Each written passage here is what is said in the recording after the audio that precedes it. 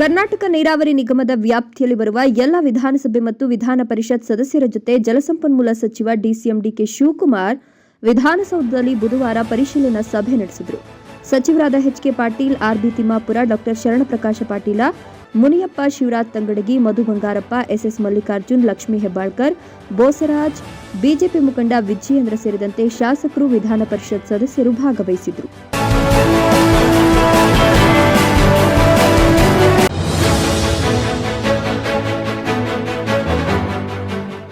ವಿಪಕ್ಷ ಸದಸ್ಯರ ಅಹೋರಾತ್ರಿ ಧರಣಿ ಬಗ್ಗೆ ಪ್ರತಿಕ್ರಿಯೆ ನೀಡಿದ ಸ್ಪೀಕರ್ ಯುಟಿ ಖಾದರ್, ಇವತ್ತು ಪ್ರತಿಪಕ್ಷದ ಮಿತ್ರರ ಜೊತೆ ಚರ್ಚೆ ಮಾಡಿದ್ವು. ಅವರಿಗೆ ಬೇಕಾದ ಸವಲತ್ತಿಗೆ ಅವಕಾಶ ನೀಡಿದ್ದೇವೆ. ಮೂಡ ಹಗರಣದ ಬಗ್ಗೆ ಚರ್ಚೆಗೆ ಅವಕಾಶ ಕೊಟ್ಟರೆ ಕೆಟ್ಟ ಸಂಪ್ರದಾಯ ಆರಂಭವಾಗುತ್ತದೆ ಅಂತ ಹೇಳಿದ್ದಾರೆ. ಅಹೋರಾತ್ರಿ ಧರಣಿಯಲ್ಲಿ ಭಾಗಿಯಾದ ವಿಪಕ್ಷ ಸದಸ್ಯರಿಗೆ ಊಟದ ವ್ಯವಸ್ಥೆ ಮಾಡಲಾಗಿತ್ತು.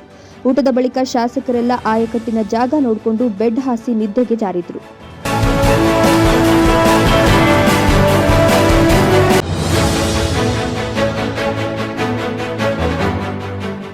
ತರಕಾರಿ ಮಾರುತ್ತಿದ್ದ ವ್ಯಕ್ತಿಯ ಮೇಲೆ ದುಷ್ಕರ್ಮಿಗಳು ಹಲ್ಲೆ ನಡೆಸಿ ಹಣ ದೋಚಿದ ಘಟನೆ ದೆಹಲಿಯ ಬಜರಪುರದಲ್ಲಿ ನಡೆದಿದೆ. ರಸ್ತೆ ಮೇಲೆ ತರಕಾರಿ ಗಾಡಿ ತೆಗೆದುಕೊಂಡು ಹೋಗ್ತಿದ್ದ ವೇಳೆ ದಾಳಿ ನಡೆಸಿದ ಪುಂಡರು ಏಕಾಏಕಿ ಆತನ ಕುತ್ತಿಗೆಯನ್ನು ಹಿಡಿದು ಜೇಬಿಗೆ ಕೈ ಹಾಕಿದ್ದಾರೆ. ಇದಕ್ಕೆ ಪ್ರತಿರೋಧ ಒಡ್ಡಿದ ವ್ಯಾಪಾರಿಯನ್ನ ಸಿಕ್ಕಾಪಟ್ಟೆ ಥಳಿಸಿ ಅಲ್ಲಿಂದ ಪರಾರಿಯಾಗಿದ್ದಾರೆ.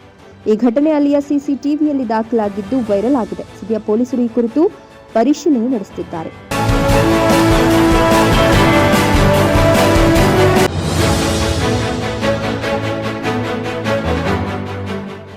ಮಳೆಗೆ ಬಹುತೇಕ ಎಲ್ಲ ನದಿ ಜಲಾಶಯಗಳು ತುಂಬಿವೆ. ಅದರಂತೆ ಕೃಷ್ಣಾ ನದಿಯು ಅಪಾಯದ ಮಟ್ಟ ಮೀರಿ ಹರಿತಿದೆ.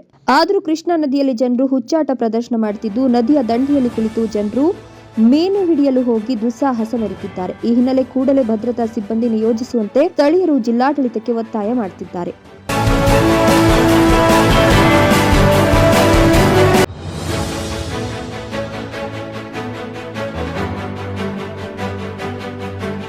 ಮೂಡ ಹಗರಣದ ಕುರಿತು ಚರ್ಚೆಗೆ ಅವಕಾಶ ನೀಡದ ಹಿನ್ನೆಲೆ ವಿಧಾನಸೌಧದಲ್ಲಿ ವಿಪಕ್ಷಗಳು ಅಹೋರಾತ್ರಿ ಧರಣಿ ನಡೆಸಿದ್ವು. ಪ್ರತಿಭಟನೆ ಭಾಗವಾಗಿ ರಾತ್ರಿ ವಿಧಾನಸೌಧದ ಒಳಗೆ ಮಲಗಿ ಬಿಜೆಪಿ ಜೆಡಿಎಸ್ ನಾಯಕರು ಧರಣಿ ನಡೆಸಿದ್ದಾರೆ ಮತ್ತು ಬೆಳಗ್ಗೆ ಎದ್ದು ನಿತ್ಯ ಕರ್ಮ ಮುಗಿಸಿ ವಾಕಿಂಗ್ ಮಾಡಿದ್ದಾರೆ. ವಿಧಾನಸೌಧ ಆವರಣ ಮತ್ತು ಸುತ್ತಮುತ್ತ ವಾಕಿಂಗ್ ಮತ್ತು ಯೋಗ ಮಾಡಿದ್ದಾರೆ.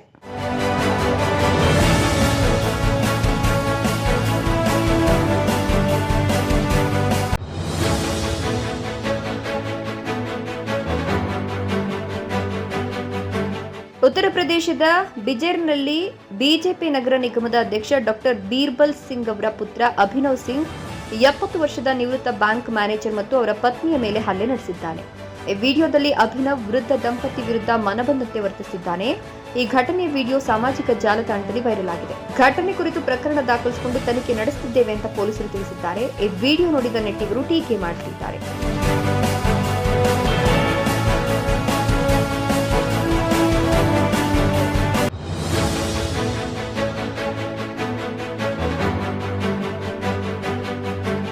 ಬೀದಿ ನಾಯಿಗಳು ಜನರ ಮೇಲೆ ಮಾರಣಾಂತಿಕವಾಗಿ ದಾಳಿ ಮಾಡುವ ಸುದ್ದಿಗಳು ಆಗಾಗ್ಗೆ ಕೇಳಿಬರುತ್ತಿರುತ್ತವೆ.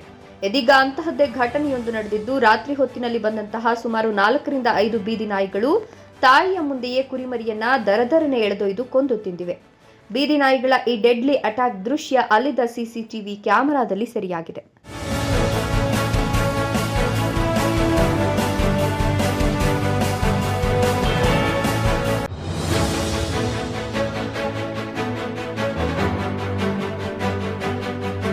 ತೀವ್ರ ರಕ್ತಸ್ರಾವದಿಂದ ಬಳಲುತ್ತಿದ್ದ ಚೀನಾದ ವ್ಯಕ್ತಿಯನ್ನು ರಕ್ಷಿಸಲು ಭಾರತೀಯ ನೌಕಾಪಡೆ ದಿಟ್ಟ ಕಾರ್ಯಾಚರಣೆ ನಡೆಸಿದೆ.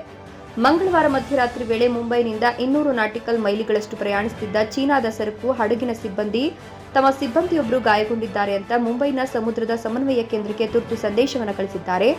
ಈ ವೇಳೆ ಕಾರ್ಯಾಚರಣೆಗಿಳಿದ ಭಾರತೀಯ ನೌಕಾಪಡೆ ಸೀ ಕಿಂಗ್ ಹೆಲಿಕಾಪ್ಟರ್ ಮೂಲಕ ಆತನನ್ನ ರಕ್ಷಿಸಿ ಆಸ್ಪತ್ರೆಗೆ ಕರೆದೊಯ್ದಿದೆ.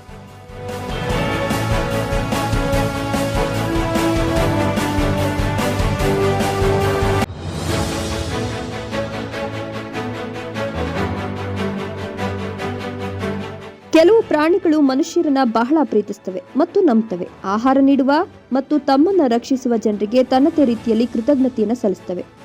ನಾಯಿ, ಬೆಕ್ಕು, ಕುದುರೆ, ಹಸು ಹೀಗೆ ಸಾಕು ಪ್ರಾಣಿಗಳು ತನ್ನ ಮಾಲೀಕರ ಜೊತೆ ಅನ್ಯೋನ್ಯ ಸಂಬಂಧ ಹೊಂದೋದು ವಿಚಿತ್ರವೇನಲ್ಲ. ಆದರೆ ಆನೆ ಕೂಡ ತನ್ನ ಕೇರ್ ಟೇಕರ್ ಜೊತೆ ಭಾವನಾತ್ಮಕ ಸಂಬಂಧವನ್ನ ಹೊಂದಿರ್ತವೆ. ಅದನ್ನು ವ್ಯಕ್ತಪಡಿಸಿರುವ ವಿಡಿಯೋ ಒಂದು ಸಾಮಾಜಿಕ ಜಾಲತಾಣದಲ್ಲಿ ವೈರಲ್ ಆಗಿದೆ.